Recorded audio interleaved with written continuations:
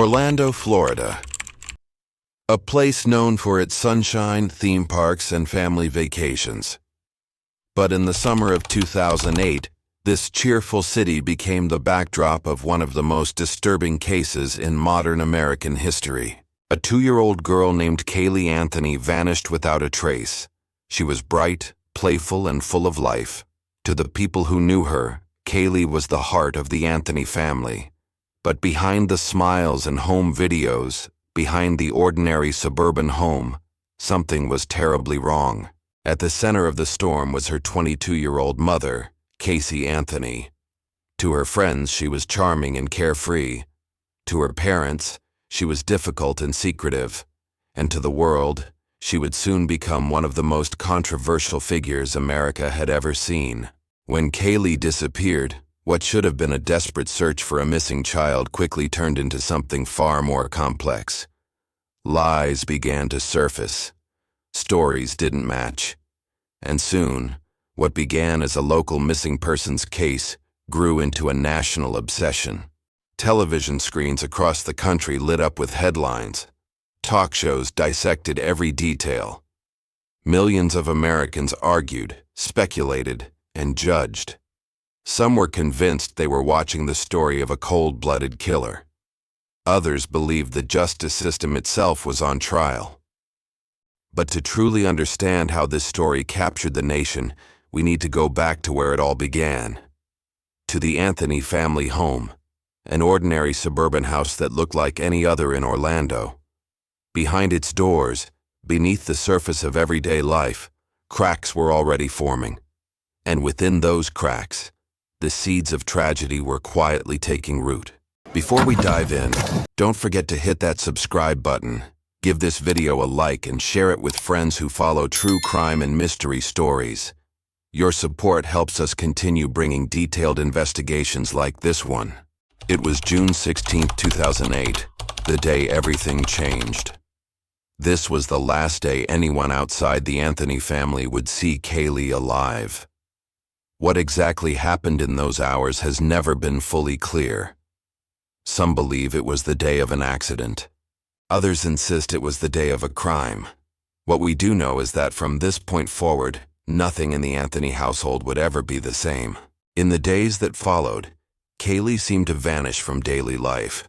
But strangely, there was no immediate call to police, no urgent missing child report. Instead, Caylee Anthony carried on, as if nothing had happened. She spent time with her boyfriend, went out to clubs, and posted photos with friends. To anyone who saw her, it looked like she was living the carefree life of a young woman in her 20s. What no one realized was that her daughter hadn't been seen in weeks. Caylee had an explanation ready for anyone who asked. She told her parents, her friends, even her boyfriend, that Caylee was staying with a trusted babysitter named Zanny. For a while, people believed her. After all, why would a mother lie about something like that? But Zanny the nanny, as Caylee described her, didn't exist.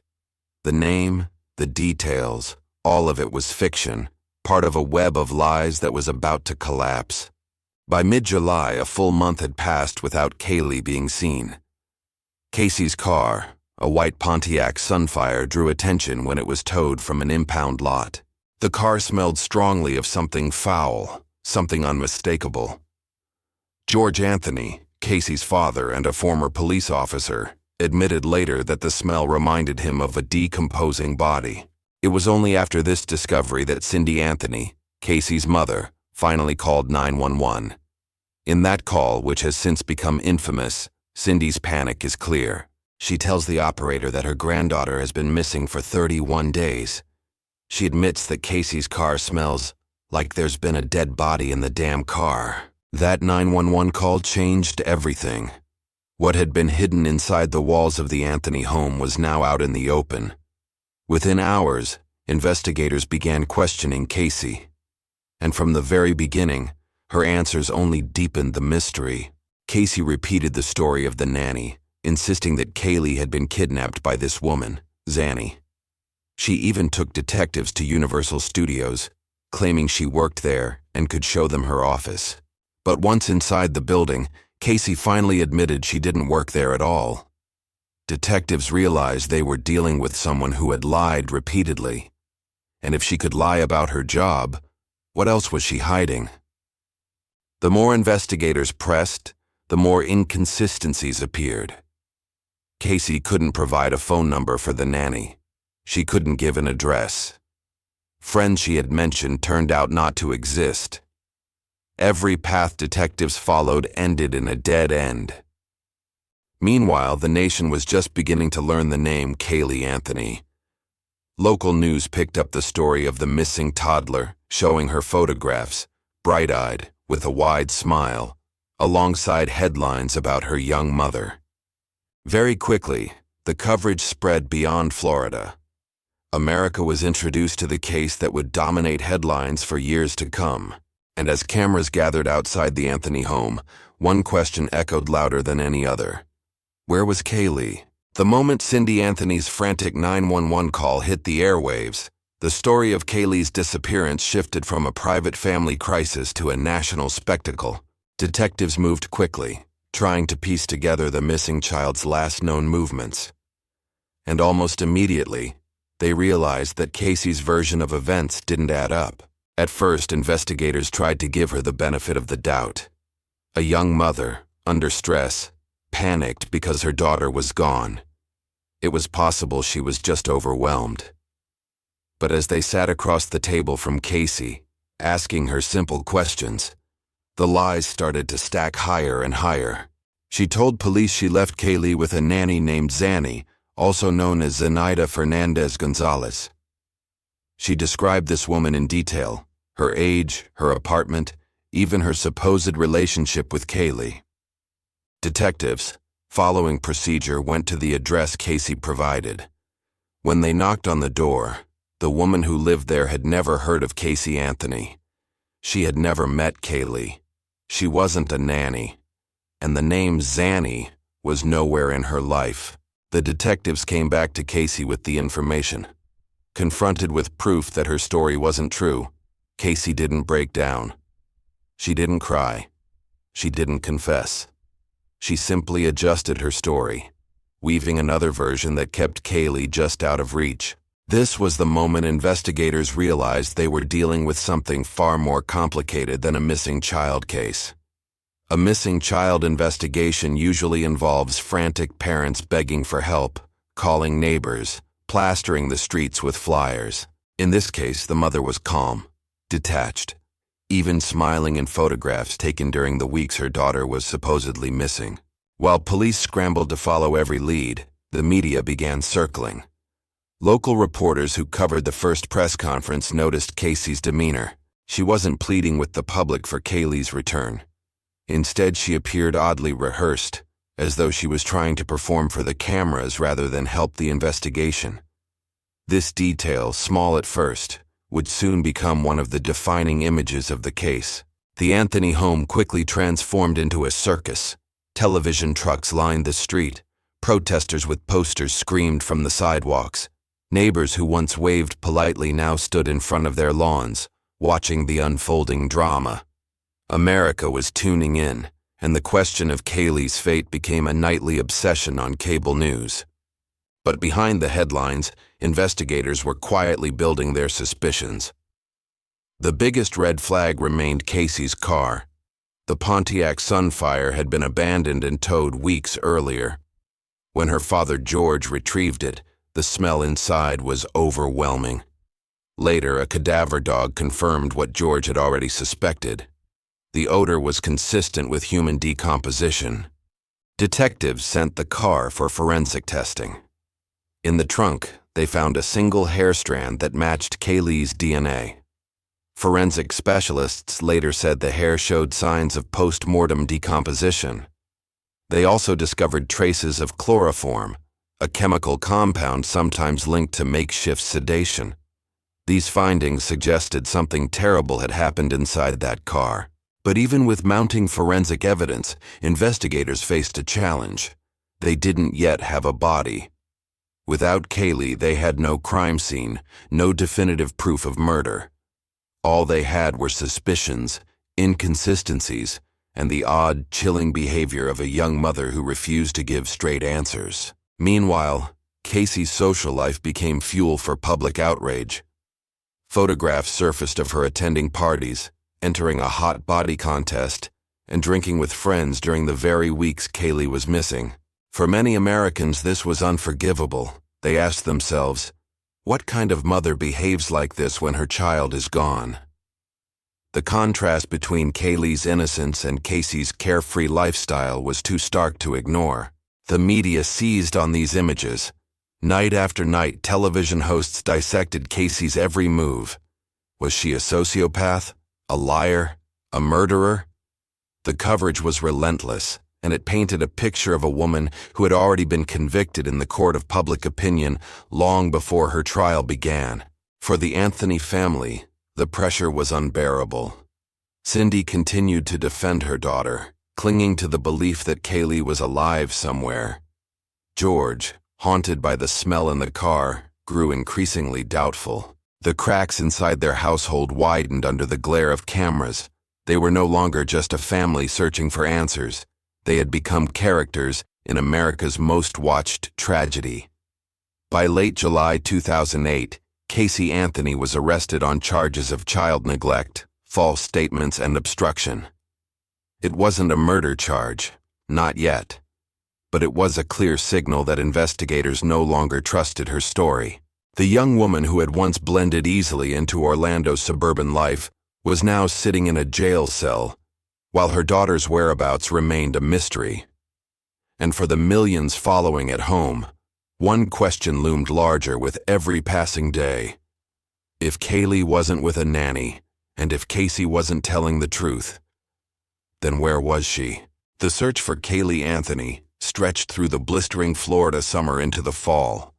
Volunteers, neighbors, and strangers from across the state joined in, hoping to find the little girl whose face now appeared on posters, flyers, and television screens nationwide. Her smile was everywhere, in gas stations, on bulletin boards, and across the internet. The phrase "Find Caylee" became a rallying cry. But beneath the hope, there was a growing sense of dread. Weeks had turned into months, and the longer Caylee remained missing, the less likely it seemed she would ever be found alive. Inside the Anthony household, tensions reached breaking point. Cindy Anthony held on to the belief that her granddaughter was out there somewhere. She gave interviews pleading for the public's help, insisting that Caylee had been kidnapped. George, however, struggled with a darker suspicion. The memory of the smell in Casey's car haunted him. Though he rarely said it aloud, he knew in his gut that his granddaughter was gone. Outside their home, angry crowds gathered almost daily. Protesters shouted, carrying signs that read, "Justice for Caylee." Some accused Cindy and George of enabling their daughter. Others demanded Casey confess. Their suburban street became a stage for the nation's fury, with television cameras capturing every confrontation, every tear, every shouted insult. And then, in December 2008, 6 months after Caylee's disappearance, a discovery was made that ended the search and turned the case into something even more chilling. A meter reader named Roy Kronk was walking near a wooded area less than half a mile from the Anthony home. The spot was overgrown, swampy, and littered with trash. As he pushed through the brush, he noticed something odd. A small, partially buried bag. Inside were the skeletal remains of a child. Around the tiny bones, investigators later found a blanket and duct tape. The remains were quickly confirmed to be Caylee's. She had been so close to home all along, discarded in a shallow grave. For America, the news was devastating. The hope that Caylee might still be alive vanished in an instant. But with the discovery came new questions. How had Caylee died? Who had placed her there? And what role, if any, had her young mother played? The prosecution moved swiftly. Caylee Anthony was indicted on charges of first-degree murder. For many, this seemed inevitable. The lies, the car evidence, the partying. It all pointed in one direction. Prosecutors argued that Caylee had killed her daughter to escape the responsibilities of motherhood and reclaim the carefree lifestyle she craved. The duct tape, they said, was proof of intentional murder. But as the case built toward trial, another narrative began to emerge, one that complicated the story the media had already told. Caylee's defense attorney, Jose Baez, painted a very different picture. He argued that Caylee's death had been a tragic accident, that she had drowned in the family pool, and that Caylee had panicked, covering it up out of fear and dysfunction. He pointed the finger at George Anthony, suggesting he had helped hide the body and manipulated Caylee into silence. This defense shocked many. It turned the spotlight not only on Caylee, but also on her parents, reopening wounds in a family already broken by tragedy. As the trial date approached in 2011, the case had already become one of the most watched criminal proceedings in American history. Court TV, HLN, and every major news network prepared for wall-to-wall coverage. Experts debated daily. Was this a clear-cut case of murder, or a tragedy twisted by lies, family secrets, and the relentless glare of the media? For the public, it wasn't just about Caylee anymore. It had become about trust, truth, and the unsettling possibility that sometimes justice doesn't deliver the answers people expect. And as the jury was selected and the courtroom prepared for opening arguments, America braced itself for what many called the trial of the century. Courtroom lights cast a tense glow across the room. Silence fell over the audience, as if the nation itself had paused to watch what would unfold. Caylee Anthony, once just a young mother from Orlando, now sat at the center of America's most watched criminal case. The eyes of millions were fixed on her, and the weight of judgment seemed almost tangible. The prosecution's case was meticulous. They outlined a timeline full of contradictions and inconsistencies.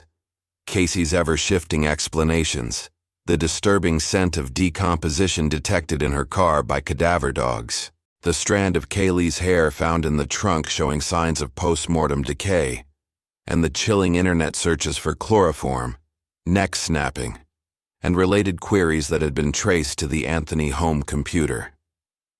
Every detail built a narrative that the young mother had acted with calculated intent. Prosecutors argued that Caylee, frustrated by the burdens of motherhood, had sought freedom at any cost. They painted a chilling picture, a mother using duct tape and chloroform, taking deliberate steps to cover up the ultimate act of violence. Every piece of evidence, from the hair to the search history, was presented as a small thread in the damning tapestry of guilt. The defense, however, countered with a strategy that shocked the public.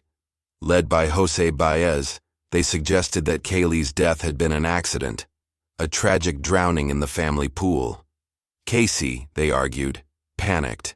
In her fear, she concocted lies to explain away the accident, spiraling further into deception.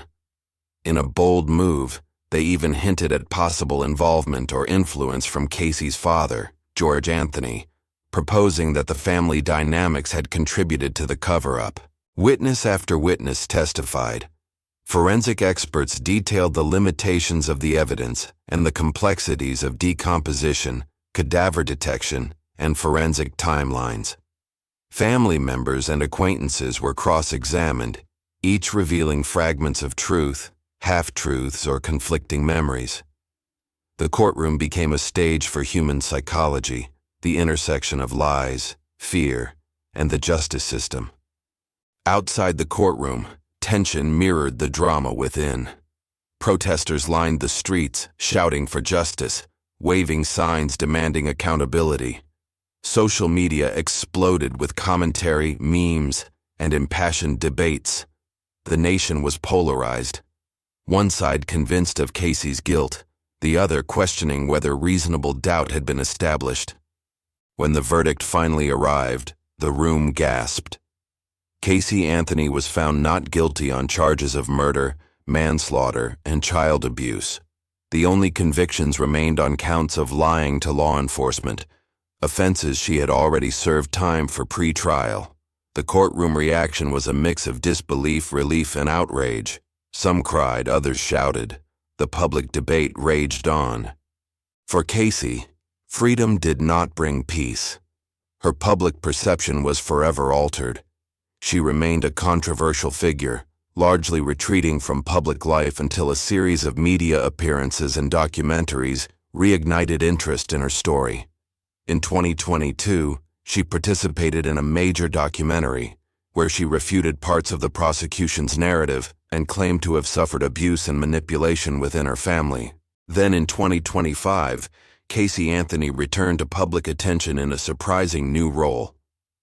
She posted on social media, positioning herself as a legal advocate, promoting a newsletter, and claiming to focus on issues such as women's and LGBTQ rights. This step reignited debates, with critics accusing her of exploiting her notoriety, while supporters argued she had the right to reinvent herself. Even her personal life drew scrutiny. Reports surfaced of her attending public outings with a mystery companion, stirring renewed media interest. Caylee Anthony, once the center of a national criminal case, had become a figure navigating fame, infamy, and the public's relentless gaze. A story that continues to evolve decades after the tragedy of Caylee Anthony's death. As the courtroom lights dimmed for the final time and Caylee Anthony walked free, the case did not end. Across America, people continued to debate, argue, and mourn. Caylee Anthony's short life had left an indelible mark on the nation, not just as a tragic story of a missing child, but as a lens through which society examined justice, media influence, and perceptions of motherhood. The media coverage alone had been unprecedented. Cable news networks followed every twist, social media amplified every rumor, and every new discovery, from internet searches to forensic results, was dissected on live television. For years, Americans tuned in daily, as if watching the Anthony household drama unfold was a public obligation. In many ways, the media became both judge and jury, influencing public perception even before the trial began. The trial also sparked conversations about the limitations of forensic evidence. While cadaver dogs and DNA evidence were crucial in establishing facts, the inability to conclusively prove murder beyond reasonable doubt highlighted the challenges prosecutors face in complex cases. Legal experts debated whether this case exposed flaws in how circumstantial evidence is presented, how media coverage can sway public opinion, and how the legal system balances guilt and doubt. Beyond the courtroom, Caylee's law emerged as a lasting impact of the tragedy. Introduced in multiple states, this law requires parents or guardians to report a missing child within a short time frame, making failure to do so a criminal offense. The legislation was named in memory of Caylee Anthony, ensuring that future children might be found faster, and emphasizing society's responsibility to protect the most vulnerable. The Anthony family itself remained a cautionary tale. The fractured relationships, allegations of abuse, and public scrutiny created a narrative that was both tragic and complicated. George and Cindy Anthony's attempts to defend their daughter, combined with Caylee's own narrative of fear and deception, revealed a family system under immense stress, a human story hidden behind headlines and legal arguments. Over the years, Caylee's attempts to re-enter public life have continued to stir debate. Her move into social media as a legal advocate has been both criticized and analyzed as a strategy to reclaim agency over her narrative. Some view it as a disturbing attempt to profit from notoriety, while others see it as a woman trying to reinvent herself after a decades-long public trial. Caylee Anthony's story continues to resonate because it is more than a criminal case. It is about trust, between parent and child, between citizens and law enforcement, and between the public and media.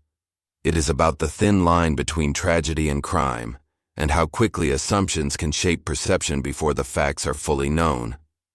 It is about a society grappling with its fascination with horror, injustice, and human failure. For future generations, The case serves as a lesson in critical thinking, in media literacy, and in understanding the complexities of human behavior. It challenges viewers to look beyond sensational headlines and question narratives before accepting them as truth. And yet, despite all the public discussion, legal debate, and media frenzy, at the center of the story remains Caylee, a child who will never grow up, whose life was tragically cut short, and whose memory continues to haunt the collective consciousness of a nation. Her story, though marked by controversy, continues to remind us of the fragility of life, the responsibility of adults to protect children, and the enduring impact of media-driven trials. In the end, the Caylee Anthony case is not just a story of a trial or a verdict. It is a story about society itself, its obsession with scandal, its struggle for justice, and its search for meaning in the wake of a life lost too soon. And as long as people continue to talk about Caylee Anthony, her legacy, tragic, complex, and unforgettable, will endure.